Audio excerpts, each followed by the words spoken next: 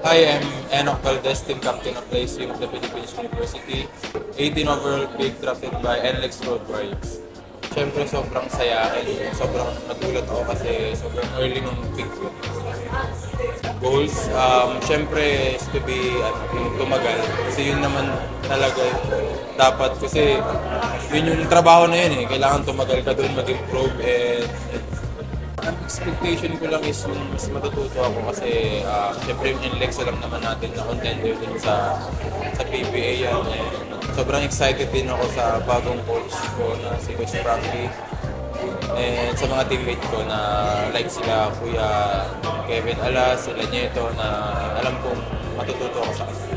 Siyempre yung dream ko talaga is mabantayan ko yung mga idol ko talaga si CJ Perez at si Calvin Atueta. To all the fans, ini-invite ko po kayo na manood ng games ng NCAA.